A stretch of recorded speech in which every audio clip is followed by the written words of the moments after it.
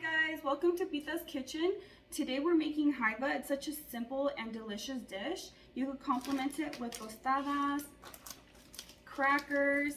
I went ahead and washed everything and I peeled my pepinos. Two main ingredients you need when making Jaiva is the red onion and the tapatio. I made Jaiva before and I forgot to put tapatio and it made such a big difference. Please don't forget to put tapatio. It doesn't make it spicy, it just gives it like a little bit of a kick, like a little bit of, I don't know, it's different. Tastes good. You just need to add this. The red onion, little fun fact, anytime you're making anything in the cooling side, whether it's fish or shrimp, like cocktail, ceviche, Jaiva, red onion makes such a big difference. You could use white, but once you use red onion, you'll never go back. Like red onion when it comes to cooling seafood. Trust me. I'm adding one serano because I have two little ones and this is eatable for them. If you want it on the spicier side, I would put 2 or 3 of these.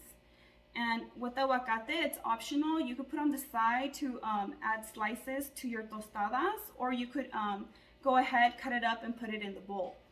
If it's 1 to 3 days in the fridge, your avocado would be fine. Y plus te rinde el aguacate. Si no, you could put the slices. I'd rather just have it in here because it's already made. You just put it on top. If you get avocado, you get avocado. If not, I'll try to make sure I get avocado because I like me some avocado. So we're gonna get started by shredding this. Then we're gonna cut all our veggies and yeah, let's go.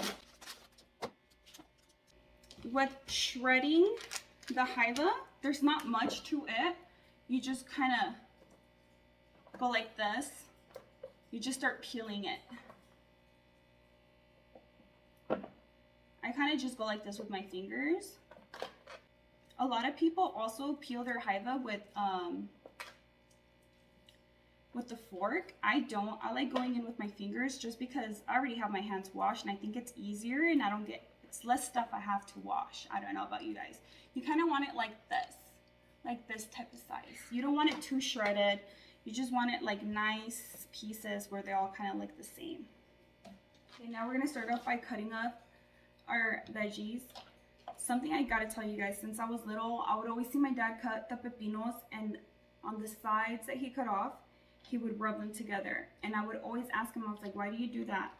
He said, I don't know if it's a myth or not, but he told me that if you don't rub the ends that you cut off of a pepino, that the pepino becomes sour. So ever since then, I've been doing that. So if you ever see that in my other videos, see me rubbing that, don't think I'm weird. I grew up like that. I don't know if it's true or not, so I don't want them to get sour on me. So what I'm gonna do, I'm gonna start by cutting off this in half. I'm gonna take out the inside. I have my sink right next to me. I just drop it in here. I'll pick it up later.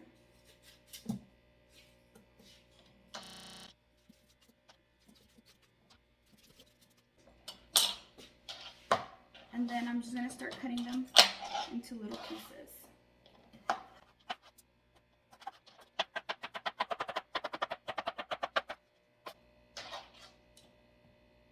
So you go like this. You make some slices. This is how I do it.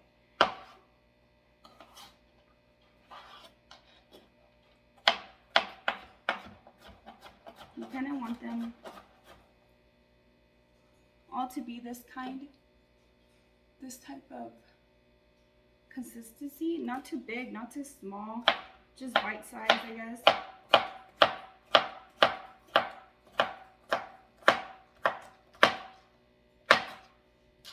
And we do that to the rest. Now that all my pepino is cut, I put it in here.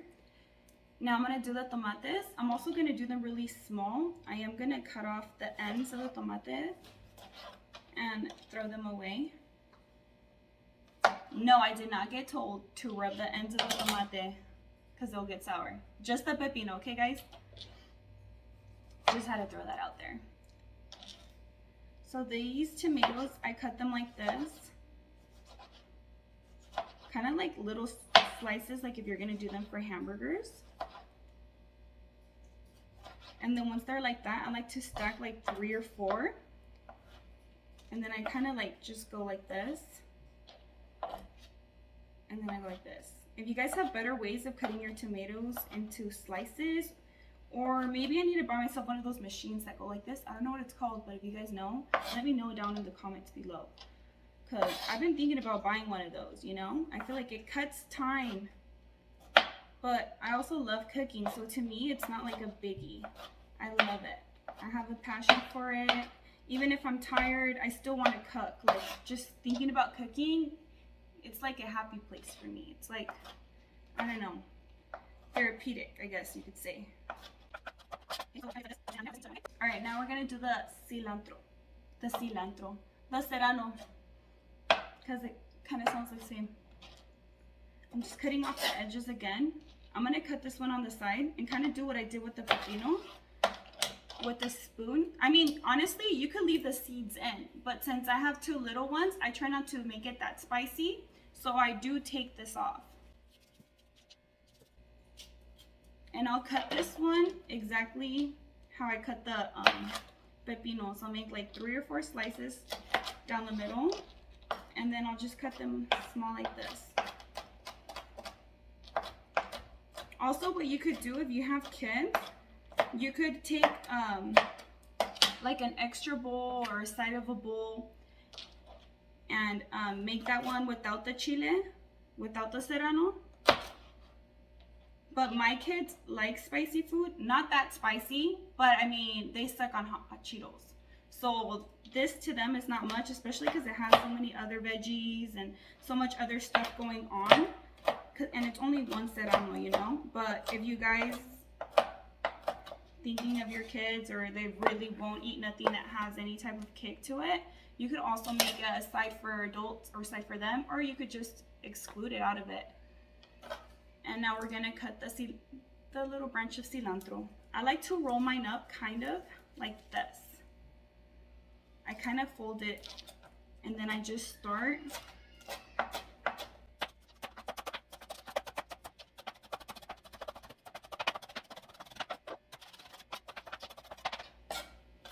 I love the way cilantro smells. Tell me if you guys are the same way. Like, there's some foods like cilantro and garlic. I just have like that smell where I just have to smell them. Or not even have to. While I'm cutting them, I just like feel delighted just smelling them. I don't know. I just love the way cilantro and garlic smells. Am I weird? For my first video, am I making this too personal? It's like, hey, let's get to know each other. I like smelling cilantro and garlic. How about you guys? Then we're just gonna add this right here to the bowl. And now we're gonna do our purple onion. So with the purple onion, I like to go like this. Make long slices all the way down. Because we need to dice this up just like small portions like everything else. I think the only thing that's a little bit on the bigger side would be the pepinos, but that's okay. Unless you want everything to be like portionate, or that's all on you, you know, but it's all going into the same place and it tastes good either way. It's gonna taste the same, you know. We're gonna make our little squares. And after I cut it like this, I also go back and I just chop it up. So, just to make it really fine. This is also not a full purple onion because I got a really big one, so I had to cut it like in half. And even with this, I don't know if I'm going to use it all, so I'll let you guys know. So depending on the size of your onion, like I think this should be fine, but I don't know yet. Let's see. I'm not a professional cook. I just love doing it. I love doing it. I love how I feed my family. I love how my kids are always telling me it's yummy. I love when I'm done cooking and I taste it and I'm like, oh my God, I can't believe I made that. Like, oh, it just gives me this. I'm not getting emotional. It's the onion, okay? I just love it. So I'm just doing this for you guys, because I know I'm always getting asked, how did you make this? How did you make that? I always post my stuff on Snapchat or on my Facebook, my dishes, because I'm proud of it. So I post it. and everybody's always asking me, or people that taste it always ask me for my recipes. They're like, you should make a YouTube channel, you should make a channel, you should, like, your food is good, and or give me this, give me that, and I don't mind giving out my recipes. I love when someone asks me, like, how did you make that? I love letting them know how I made it, because I mean, the only thing I'm gonna do if I don't give my recipes is take it to the grave. And why? If I could give you a recipe and you could make it and tweak it into your own. And if you make it better, then I want to know, what did you add, you know, like, what did you do different? It tastes, you know, like, I don't know how to explain it, but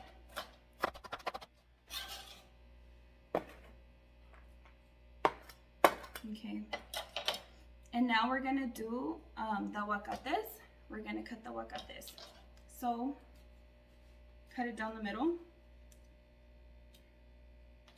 Then you grab the knife. I don't know, this is how I got taught, guys. So if you guys have your certain way, do it. Go like this, and then I take it out. And then with the cascara still on, I go like this. I just make slices, but I don't go through the back. I just make sure to cut the green part. And then I'm just gonna make little cubes.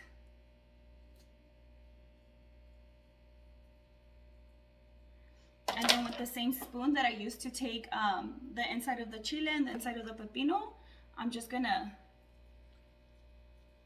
take it out like this.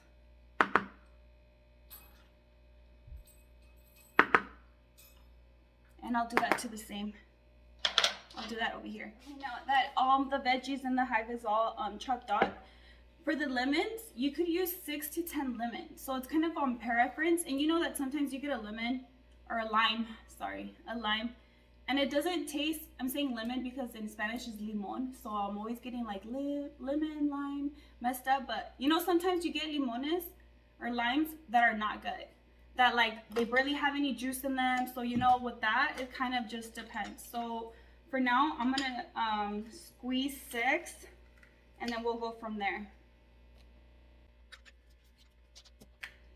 Do you guys like how I'm using my sink as a disposable, as my trash can?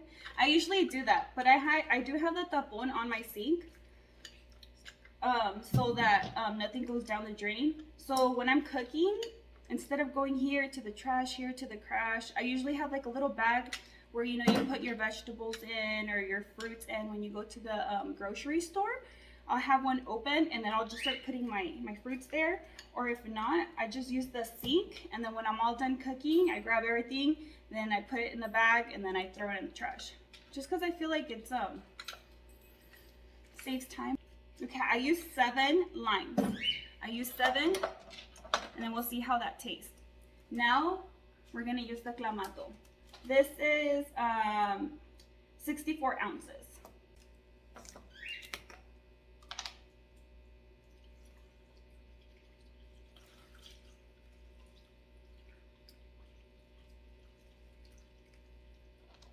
So I basically left it to like right here.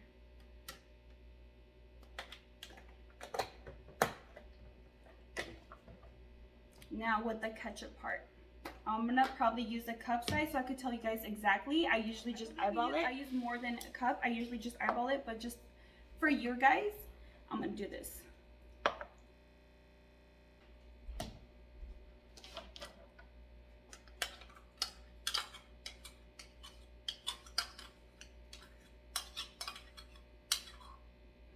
I'm gonna do 2 cups of this. Once you start cooking for so long, you just don't even really use measurements anymore. You kind of just know. You're just like, okay, it needs this much, it needs that much. Okay, so I did 2 cups. If I need more, I'll add more.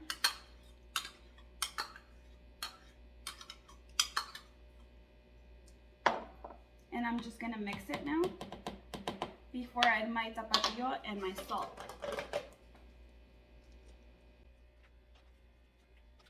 And also for the pepino part, you guys could add an extra one if you want. If you guys want more veggies in there, you could add an extra tomato. But this is just what I use, because I honestly, I don't know, it's not okay for me to say, but I'm not too much of a vegetable or fruit girl. Like, I like it, I'll eat it, but I'd rather eat meat or the protein, you know? Like, I'm like, I want to eat some of that. Like, I want more of that. Or like, when I make pozole, which, oh my gosh, I need to show you guys my pozole video because everybody likes my pozole, and I'm not just trying to brag. It's really delicious. Like, and I love eating food. I'll eat anybody's food, but when it comes to pozole, I don't like eating other people's pozoles because I don't feel satisfied. Like, I'm just like, no, I needed this, I need that. But that's the only dish where I'm just like, I don't even like eating it at restaurants or when somebody else makes it, like the pozole. Okay, so now that I mixed everything in, I'm getting off the topic too. I'm just gonna taste it. Oh my god, it tastes so good. I think it needs a little bit more lemon. So let me wash my hands.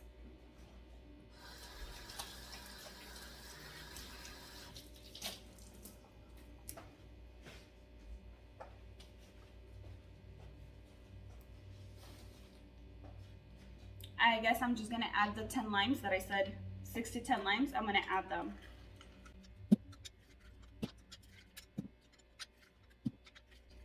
And something else you guys could also add to this that tastes really good. If you guys have like half an orange, or if you guys have orange juice, maybe use like 1/4 of an orange juice or half a cup of orange juice. It also gives it a really good flavor. I just don't have any at the moment. I went to the store, try to grab everything. You know, when you go to the store to grab everything specifically, you always forget one thing, or you're like getting out of the store, or you're paying, you're like, oh my gosh. Yeah, that's me, guys. And then I'm gonna add the sal. So to salt, I do salt to taste. Always do salt to taste. Well, if you guys could see that. Now, one more taste. Bomb. Wash my hands again because I touched my mouth. Alright guys, so we can't forget the last ingredient, the tapatio. You guys could also add the tapatio to like your own tostada, to your own plate, but it's just a must. This, I would say what I'm adding would be like one spoonful or 1.5 or 2, but that would be to taste too. But I would at least put 1 tablespoon of tapatio, at least 1 or 2. You guys look at that. Oh my gosh, delicious. Okay, now guys, so this is the finished product. It's delicious. You could start eating it right away, or you could let it chill in the fridge for 1 to 2, 3 hours. The colder it is, the better it is. But right now,